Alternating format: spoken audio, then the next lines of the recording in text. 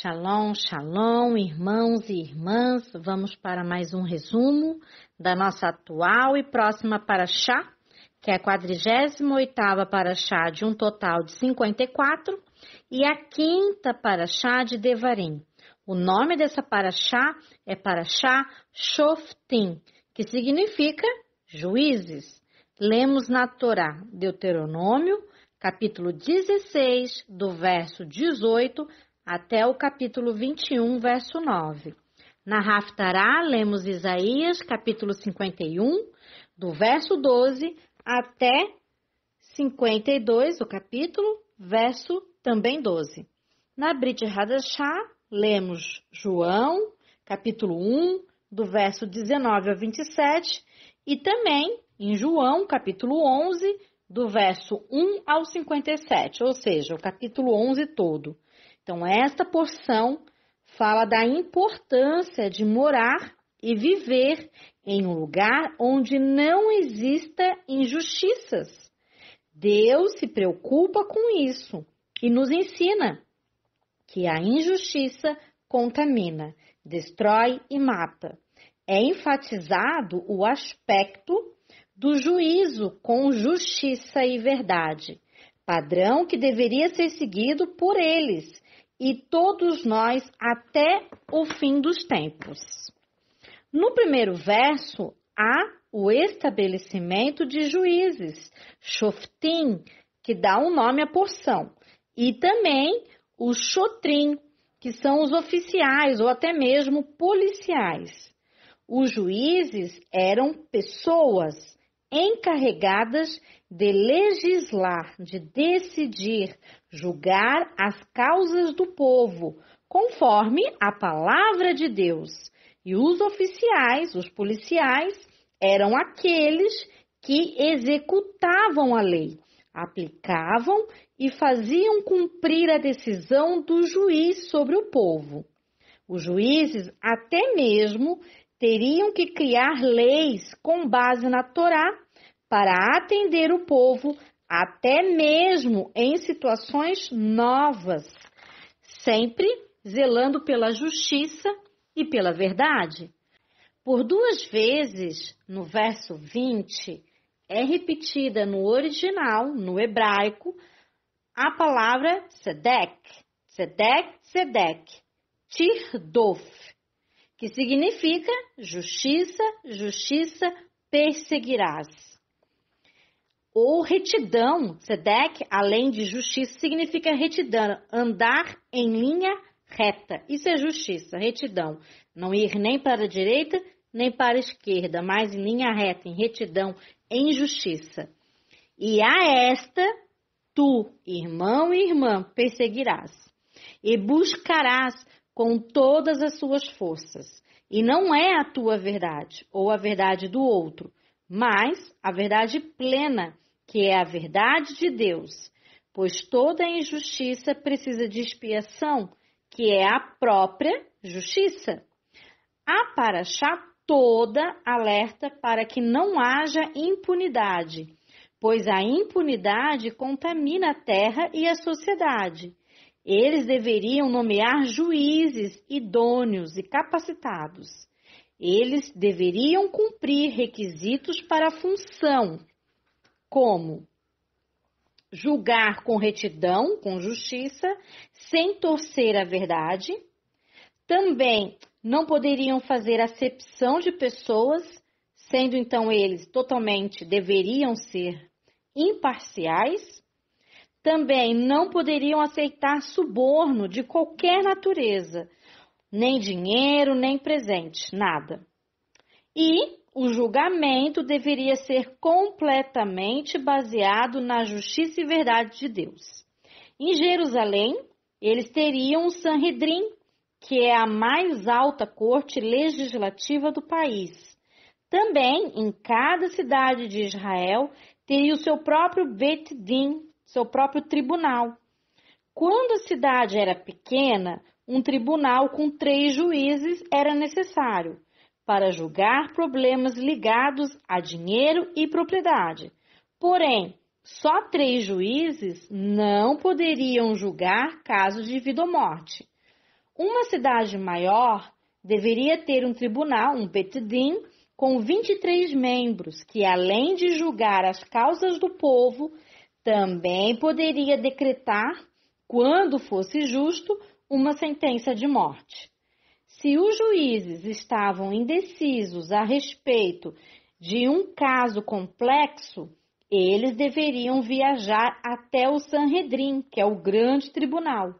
Neste havia 70 juízes e um Nassi, que é um presidente, sobre eles, que se reuniam todos os dias no templo em Jerusalém, lá no Monte Moriá. Esses juízes eram ordenados pela imposição de mãos, desde quando Moisés nomeou Josué e os 70 Zequinim, anciãos, lá do Sanhedrin, colocando então as mãos sobre a cabeça deles, para receberem o Espírito de Deus. E isso acontecia de geração em geração. Assim, enquanto o Sanhedrin existisse, nesses moldes de justiça e verdade, a nação continuaria forte. Por mais 150 anos após a destruição do segundo templo, havia o Sanhedrin, que depois destes 150 anos deixou de existir. Você pode estar se perguntando, por que a Torá coloca a proibição de plantar uma asherá, uma árvore, logo após o tópico sobre nomear juízes? Por vários motivos. Primeiro motivo, pois não poderia haver idolatria de nenhuma forma. Um juiz só é idôneo quando coloca a Deus acima de tudo e de todos. Como um juiz que adora pedra, pau, árvore, pode julgar com verdade e justiça, sendo que ele mesmo pratica e vive na mentira?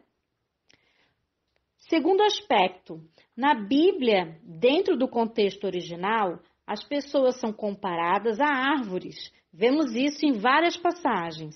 Um juiz desonesto, corrupto, é a habitação e morada de demônios e pratica todo tipo de injustiça. Este deveria ser morto. Assim como um ídolo é um grande erro, um juiz não qualificado ou desonesto também é um grande erro e destruiria a justiça. Porque seria como um ídolo, que não anda, não vê, não fala. Como tal juiz exerceria autoridade com juízo de justiça? Terceiro aspecto. E também porque para que haja uma diferença bem clara e notável, para todos verem que Deus de Abraão, Isaque e Jacó é seguido naquele lugar, sem dar margem ao erro, podendo as pessoas achar que ali era cultuado algum ídolo pagão, né, embaixo de uma árvore. Então, para que não desse essa margem ao erro, eles tiravam e ali eles não plantavam árvore. Assim, todos os povos que olhassem viriam que ali realmente é cultuado apenas o Deus de Abraão, Isaque e Jacó, e ali não haveria idolatria. No capítulo 17, do verso 1 ao 7, Deus pede sacrifícios a ele, perfeito, porque Deus é perfeito. Ele é santo, justo e bom, e nos dá, Yeshua, sacrifício por todos nós. Yeshua é perfeito, sem erro, sem pecado, sem mácula, e fez sua função com perfeição por amor a nós. Então, nós damos o nosso sacrifício, que é a nossa vida, o nosso trabalho, a nossa função, a Deus de forma perfeita, também por amor a Ele. Também fala sobre as testemunhas em um julgamento nessa porção, que deveriam ser no mínimo 2. Que presenciaram o fato. Só poderia ser testemunha se presenciassem o fato. E estas testemunhas deveriam ser idôneas também. Se fosse visto por somente uma testemunha, seria o próprio Deus quem puniria o pecador. Neste caso, o tribunal não teria poder nenhum. Mas duas ou mais testemunhas vissem, aí o tribunal não poderia ignorar o caso. E as testemunhas eram também submetidas a um minucioso interrogatório investigativo feito pelos juízes. Se dois pares de testemunhas se contradizem em relação a determinado assunto, o testemunho de ambas é anulado.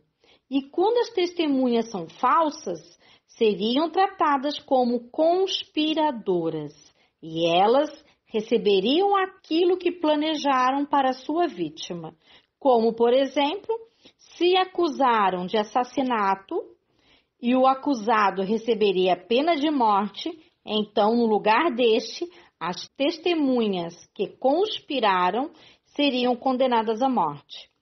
Porém, se as testemunhas fossem verdadeiras, as mãos das testemunhas seriam as primeiras a apedrejar o culpado e depois a mão de todo o povo também o faria. Imaginem, irmãos e irmãs, nestas circunstâncias, um juízo errado.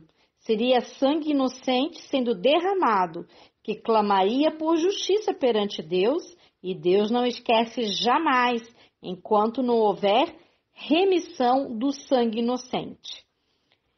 Em casos muito difíceis de se solucionar, onde nem os juízes saberiam o que fazer, aqui os juízes locais também não pudessem resolver uma demanda qualquer, esta demanda deveria ser levada a Jerusalém para que, diante dos sacerdotes e do juiz local, procurasse a solução que deveria ser obedecida e cumprida à risca, exatamente como dita. Pois o sacerdote é alguém que fala pela parte de Deus, para que ficasse bem claro que nenhuma vida podia ser tirada sem expiação. Além dos juízes, oficiais, no caso policiais, e também os sacerdotes, havia também a função do rei, como um agente da justiça, verdade e juízos. Lemos isso nos versos 14 até o verso 20.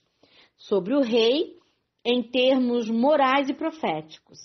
Nessa época, não havia rei em Israel, mas Deus, na sua presciência, sabia que o povo teria reis. Por este motivo, ele estabeleceu leis sobre esse rei.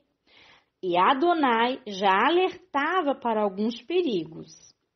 Esta palavra tão profética se cumpriu em 1 Samuel, capítulo 8, do verso 19 ao 20.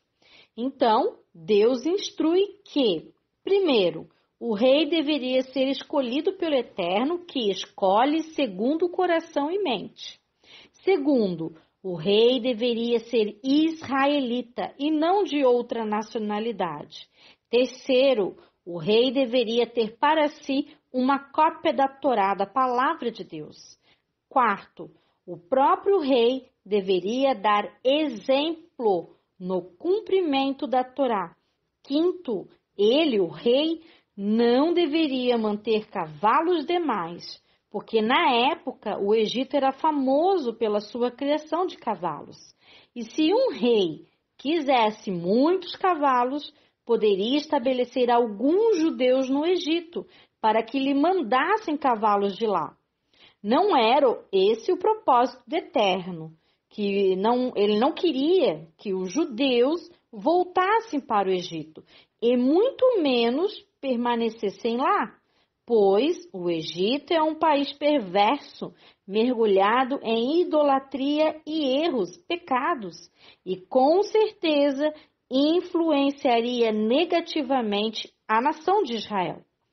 Outra razão seria que o cavalo era muito importante em tempos de guerra, e o rei poderia achar que quanto mais cavalos tivesse, mais certa estaria suas vitórias.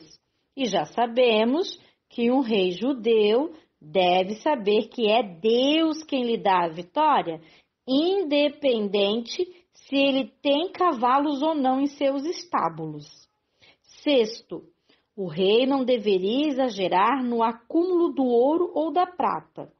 Um rei deve armazenar dinheiro o bastante somente para suas necessidades, mas não deve perder seu tempo acumulando riquezas, pois as tentações do excesso de riqueza são muito bem conhecidas por nós e, inevitavelmente, riqueza demais leva ao orgulho, soberba e ao esquecimento de que existe Deus. Ele não podia se apegar ao poder, nem à riqueza, nem ao luxo. Não podia ter muitos bens.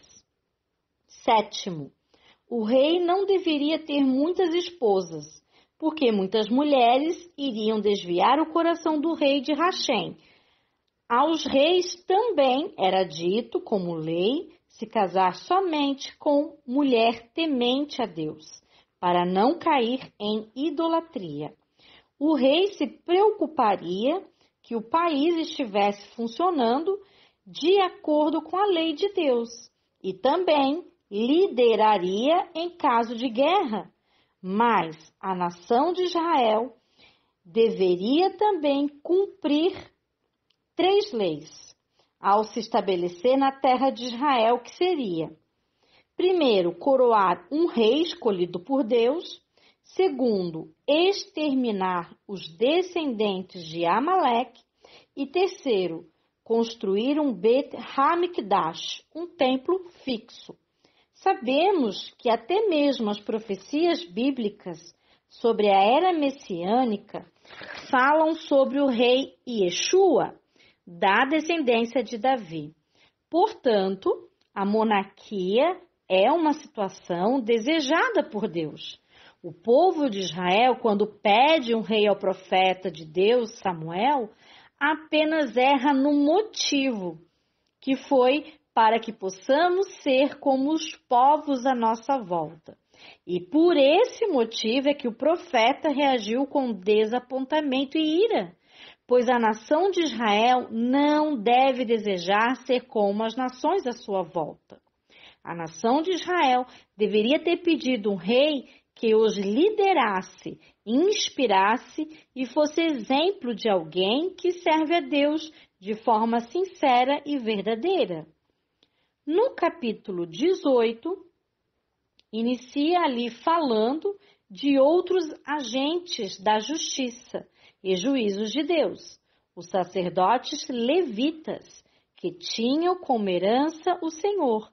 As primícias dos rebanhos, os frutos da terra, do vinho, azeite, a lã das ovelhas, entre outras, era dada aos levitas por isso. Eles são a tribo escolhida por Adonai para ministrar a todo Israel. Os sacerdotes falavam com Deus e também cuidavam do templo. Eles cumpriam o seu ministério, levando o povo à presença de Deus. Além do povo poder consultar as leis de Deus e a Deus, através de seus juízes, oficiais, policiais, reis, também teriam sacerdotes para isso, todos servos verdadeiros de Adonai. Por esta razão, o povo não procuraria ídolos, que na verdade são demônios, nem procuraria servos de demônios, e muito menos mortos, nem ocultismo, nem magias. Não consultariam adivinhador, nem prognosticador, que estes praticam até feitiçaria, bruxaria, leitura de sorte, agouros e também encantamentos. E eles não estariam no meio desses. Eles também não procurariam encantador, nem necromante, que consulta mortos, nem mágico e também nem invocariam a mortos. Apenas iriam consultar a Deus através de seus juízes, oficiais, sacerdotes e profetas, sendo estes verdadeiros servos fiéis, pois eles viviam numa teocracia, onde Deus governa e tem uma constituição, a Torá. Porém, veja que logo após, lá no verso 15 até o verso 22, Moisés fala que Deus enviará um profeta judeu semelhante a Moisés. E a este profeta devemos ouvir e obedecer. Claro que ele está falando de Yeshua. Assim como o povo pediu para Moisés aprender de Deus para ensiná-los no Monte Horebe, pois tinham medo de ouvir a voz de Deus e morrer, do mesmo jeito, Deus levantou um profeta judeu, em cuja boca Deus colocou as suas palavras. E este profeta nos fala tudo o que Deus ordena. E quem não ouve, Deus pedirá contas. Sem sombra de dúvidas, Yeshua é o cumprimento de todas estas palavras. Ele, Yeshua, é o profeta aqui que o Moisés está falando. Inclusive, Yeshua é o maior profeta de todos os profetas. Yeshua é o maior juiz de todos os juízes. Yeshua também é o sumo sacerdote segundo a ordem de Melquisedeque.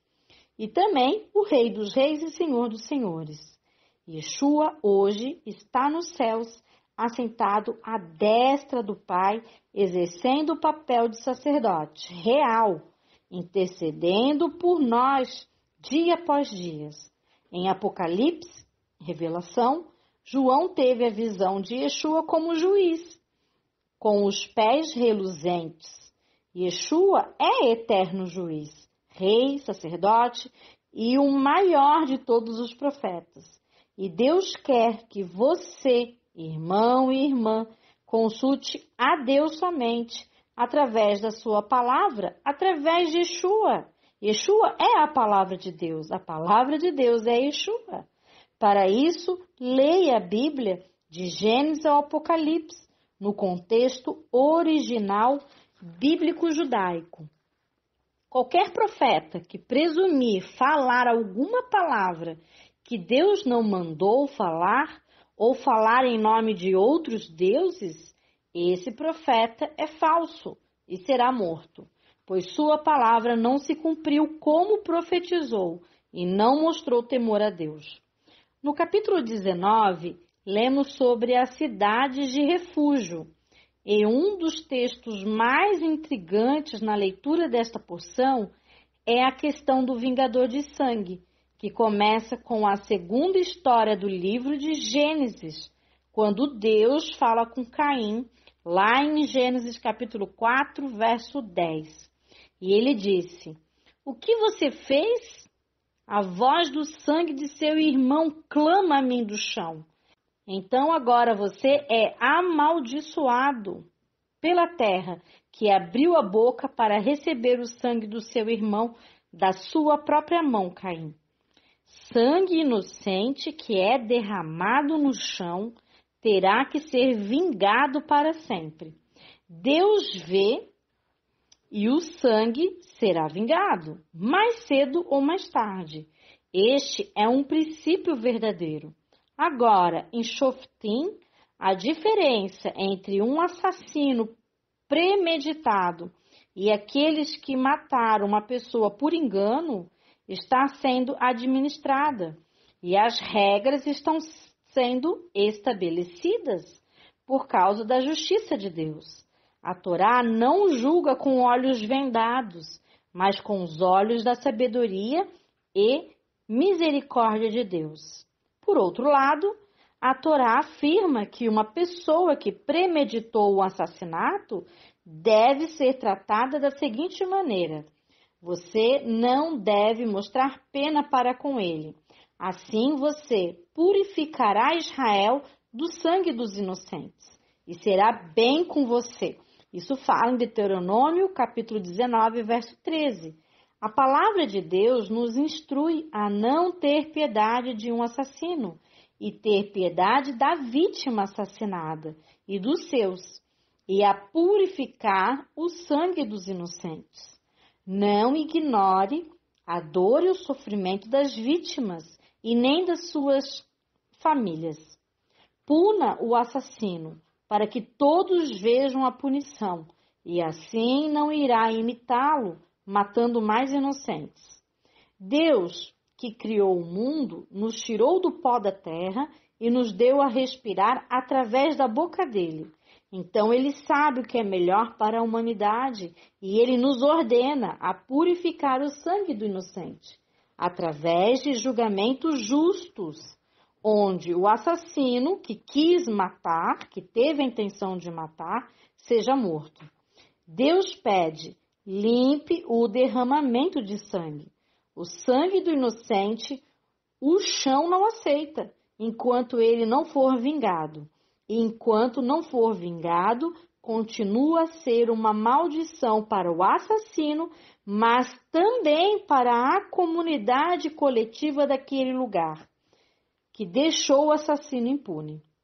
O próprio Yeshua fala disso em Mateus, capítulo 23, do verso 34 ao 36, onde ele fala: Eu enviarei profetas, sábios e escribas, alguns deles matarão. Sangue de justo serão derramado, nós vemos ali na terra, desde o sangue do justo Abel até o sangue de Zacarias, filho de Joiada. Aqui é filho de Joiada e não Berequias, como está escrito ali. Ali está Berequias, porém foi um acréscimo errado do tradutor. O certo ali é do justo sangue de Abel até o sangue de Zacarias, filho de Joiada, a quem mataram entre o templo e o altar. Certamente eu lhe digo que todas essas coisas virão sobre esta geração. Você vê Yeshua falando aqui que o sangue de inocente viria sobre aquela geração. Então leiam também 2 Crônicas, capítulo 24, do verso 20 ao 22, e também Oséias, do capítulo 4, verso 2, para entender melhor. Imaginem, irmãos e irmãs, o que acontece nas nações, como as mortes de inocentes, assassinados até mesmo por suas próprias mães no aborto. Inocentes assassinados em roubos por ladrões, entre tantos outros crimes, que o criminoso, o assassino, fica impune. Desse assassino que quis matar, que teve a intenção de matar. Esta maldição de sangue não vingado virá também sobre as nações. A palavra de Deus é viva e Deus cumpre suas promessas. E se não fizermos justiça, Deus fará a justiça. Ele sempre faz. Ninguém escapa do justo julgamento de Deus, nem neste mundo e nem no mundo vindouro.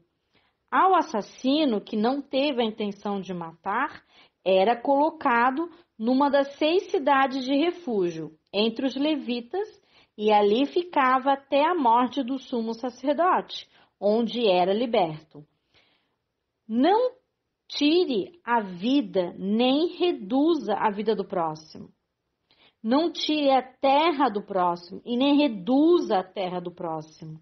Não deturpe a verdade e nem a diminua. É o que está falando aqui essa paraxá.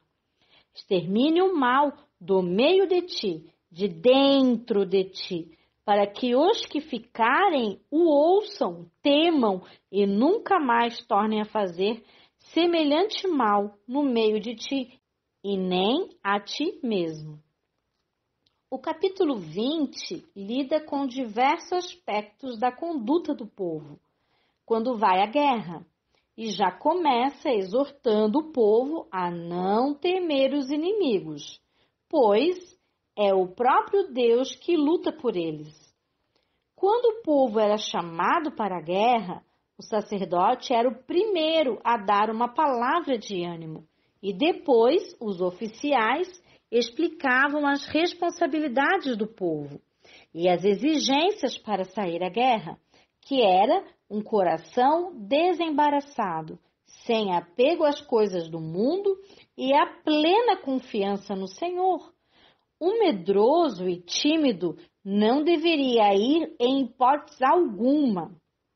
Primeiramente, os israelitas teriam que propor, inclusive, a paz. Mas, se a outra nação não aceitasse a paz, então haveria guerra contra aquela cidade que não aceitou a paz. Eles também deveriam preservar as árvores frutíferas, pois se alimentariam no cerco dessas árvores. E também porque a analogia entre o homem e as árvores possui um significado muito mais amplo. Como as árvores precisam do crescimento de galhos, ramos, flores e frutos para que se cumpram o seu propósito, também o homem foi colocado na terra para se desenvolver e produzir verdade moral, intelectual e espiritual. Esse é o nosso propósito. E antes que você pergunte, e quando encontramos uma pessoa morta e não sabemos quem é o assassino, como pode ser vingado o sangue do morto neste caso? A própria Paraxá responde no início do capítulo 21, que diz que é feito a Eglá Arufá. Eglá Arufá é a bezerra cuja nuca era quebrada. Então, eles teriam que chamar os anciões, nesse caso, da cidade mais próxima, e os anciões iam investigar, porque se fosse o sangue de um inocente, ele ia clamar por justiça e Deus iria visitar a culpa deles.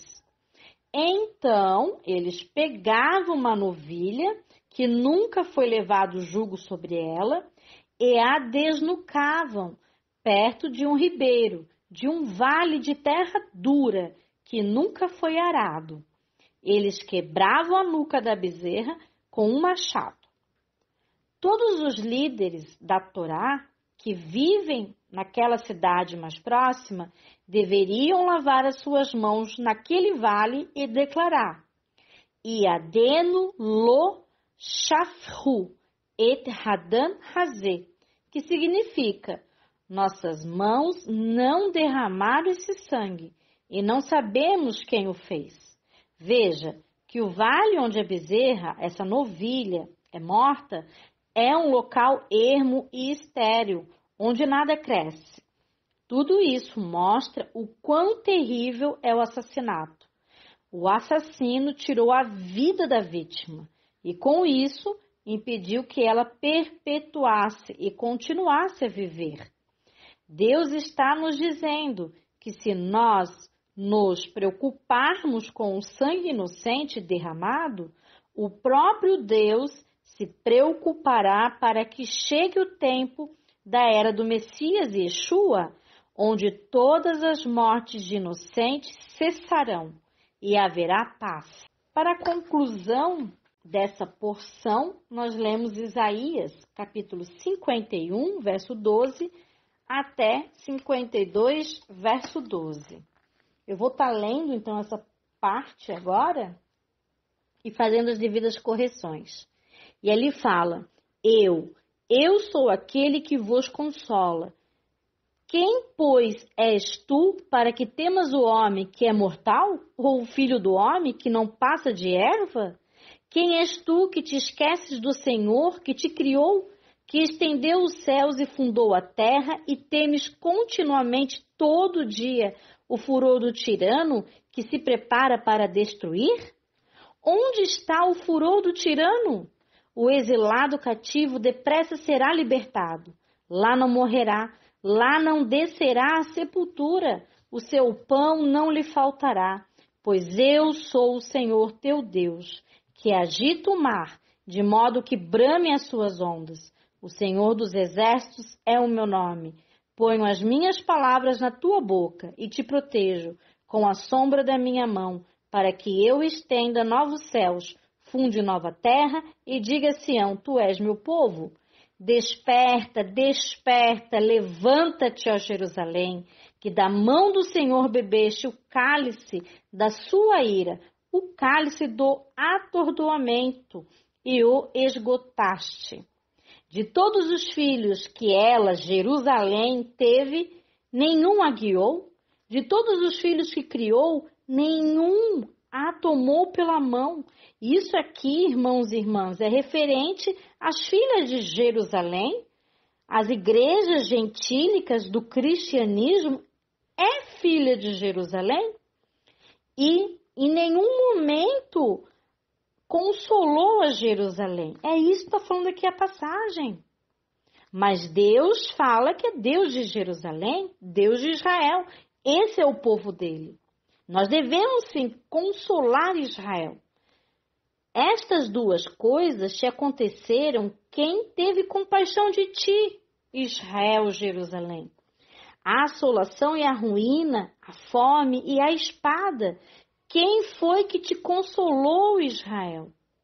Os teus filhos já desmaiaram, jazem nas estradas de todos os caminhos, como um antílope na rede. Estão cheios de ira do Senhor e da repreensão do teu Deus. Pelo que agora ouve isto, ó tu que estás aflita e embriagada, mas não do vinho. Assim diz o teu Senhor, o Senhor teu Deus, que pleiteará, aleluia, a seu povo, a causa do seu povo, Israel, Jerusalém. E ele continua, eis que eu tomo da sua mão, né, tá falando para Jerusalém, ele vai tirar da mão de Jerusalém, de Israel, o cálice de atordoamento. O próprio Deus vai retirar o cálice da ira. E jamais Israel, Jerusalém, voltará a beber. Então é uma promessa aqui, né? De consolo a Israel, que Deus está com Israel e sempre esteve. Poloei nas mãos dos que te atormentaram. Então Deus vai tirar o tormento, o cálice de tormento da ira de Israel e vai dar nas mãos para aqueles que atormentaram Israel. Que disseram à alma de Israel, abaixa-te, para que passemos em cima de ti. E tu puseste as costas como o chão e como rua para os transeuntes. Então, ai daqueles que pisaram em cima de Israel, que pisaram em cima de Jerusalém. Deus falou que para esses vai dar a taça da sua ira. Desperta, desperta, Jerusalém, reveste-te da tua fortaleza, ó Sião. Veste-te das tuas roupagens formosas, ó Jerusalém, cidade santa, porque não mais entrará em ti nem incircunciso, nem imundo. Sacode-te do pó, levanta-te e toma assento, ó Jerusalém. Solta-te das cadeias de teu pescoço, ó cativa filha de Sião. Porque assim diz o Senhor, por nada fostes vendido. Deus não vendeu Jerusalém e Israel. E sem dinheiro foram resgatados através de Yeshua. Porque assim diz o Senhor Deus, o meu povo no princípio desceu ao Egito, para nele habitar. E a Assíria sem razão o oprimiu. Agora que farei eu aqui, diz o Senhor, visto ter sido o meu povo levado sem preço? Os seus tiranos sobre ele dão uivos, diz o Senhor, e o meu nome é blasfemado, incessantemente todo dia. Aqui também está fazendo referência a Romanos, capítulo 2, verso 24. Por isso meu povo saberá o meu nome, portanto, naquele dia saberá que sou eu quem fala, eis-me aqui, Jerusalém, eis-me aqui, Israel. E ele falou isso com Yeshua, no madeiro e ressurreto. Que formosos são sobre os montes os pés do que anunciam o Evangelho. Irmãos, ali é o Evangelho, não é boas novas, não. Ali no original é o Evangelho. O Evangelho existe desde a Torá, desde os escritos dos profetas. O Evangelho não é algo novo, não, da Brit Hadashah. Tu vê aqui no verso 7 de Isaías, do capítulo 52, quão formosos são sobre os montes os pés dos que anunciam o Evangelho, que faz ouvir a paz que anuncia coisas boas, que faz ouvir a salvação, que diz a Sião: o teu Deus reina. Eis o grito dos teus atalaias, eles erguem a voz. Juntamente exultam, porque com seus próprios olhos distintamente vem o retorno do Senhor a Sião. Yeshua está retornando a Sião, está saindo dos portões de Roma, está voltando a Jerusalém, está voltando a Israel. Olha o avivamento que há em Israel de judeus, discípulos de Yeshua, verdadeiros, obedientes à Torá, à palavra de Deus, não deixam de ser judeus. Mas, além de não deixar de ser judeu, porque o próprio Messias é judeu, então é um judeu crendo no judeu, o Messias, Yeshua. Rompei em júbilo, exultai a uma, ó ruínas de Jerusalém, porque o Senhor consolou o seu povo e remiu a Jerusalém. O Senhor desnudou o seu santo braço à vista de todas as nações. Todas as nações sabem e reconhecem a mão, o braço forte de Yeshua no madeiro, braço nu. E todos os confins da terra verão a salvação do nosso Deus para Israel, para Jerusalém. Yeshua redimiu Israel. Yeshua redimiu Jerusalém, assim como remiu também a humanidade. Mas primeiro a Jerusalém, ao judeu e a Israel. Retirai-vos, retirai-vos, sai de lá, não toqueis coisa imunda, sai do meio dela, purificai-vos. Vós que levais os utensílios do Senhor para o Hashem. Aqui está falando de 2 Coríntios, capítulo 6, verso 17.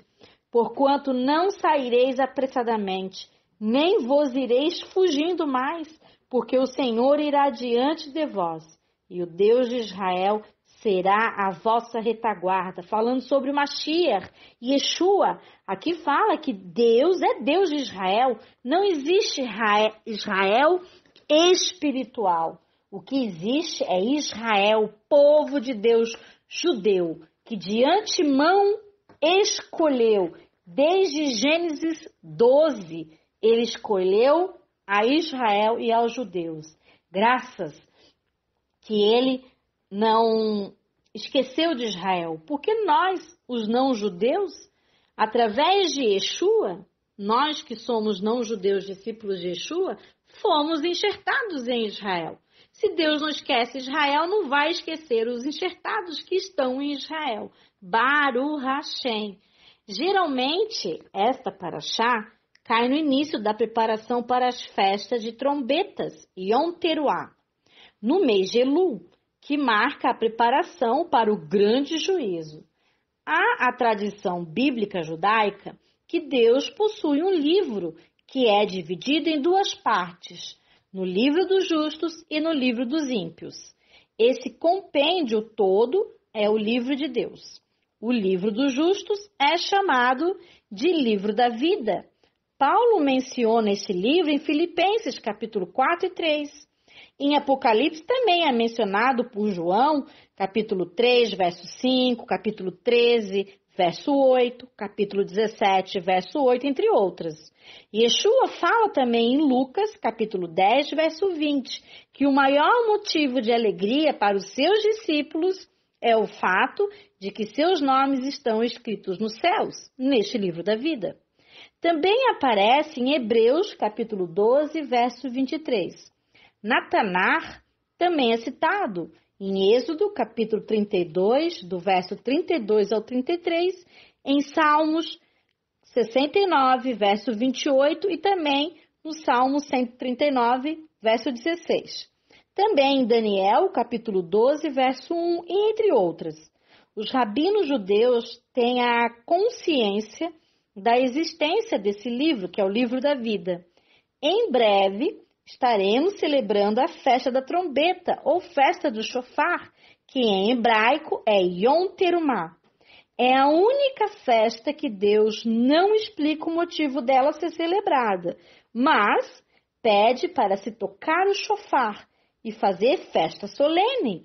E depois de 10 dias, celebramos o Yom Kippur, o dia da expiação, que é o dia mais importante da vida espiritual do povo de Deus, judeus e não judeus, discípulos de Yeshua. A festa das trombetas é o dia do juízo, onde Deus inicia uma revisão do livro da vida, e do dia de Rosh Hashanah até o Yom Kippur são 10 dias, que chamamos dos 10 dias de temor, porque é um tempo que devemos nos arrepender e tentar corrigir os erros, principalmente no relacionamento com o próximo, porque no Yom Kippur é o dia do veredito de Deus. Por esta razão, nos cumprimentamos nesses 10 dias com a frase: que seja escrito o seu nome no livro da vida e que seja selado. É um tempo de pedir perdão e de se reconciliar. Para concluirmos o nosso resumo, na Brit Hadashah, veja que em João, capítulo 1, ali do verso 19 em diante, os fariseus, mestres e professores da Torá, interrogaram a João, aquele que batizava, para saber se ele, João, era o Messias, ou se João era o Elias, ou ainda se João era o profeta, que Moisés, nessa porção, havia dito que viria. João diz que ele não é o profeta, né? Ele responde que ele não é o profeta. Esse profeta que Moisés falou que viria, ele não é. Que também ele não é o Messias, porque esse profeta nós sabemos que também é o Messias, é Yeshua.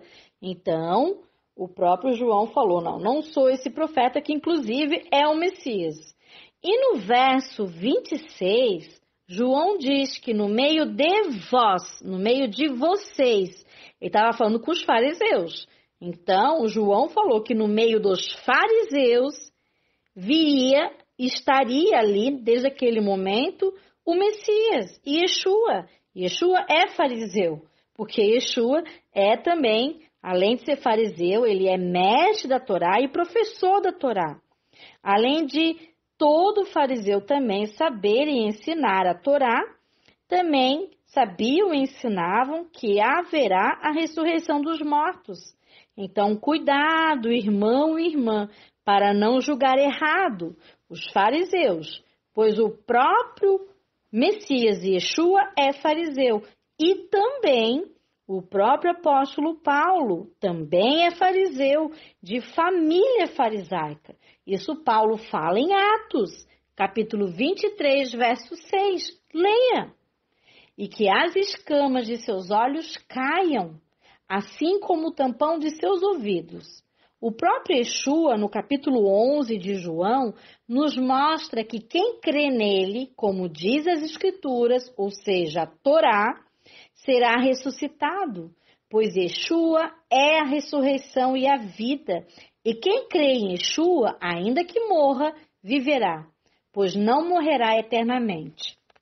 Crês nisto, irmão e irmã? Eu creio, ao ponto de obedecê-lo. E você?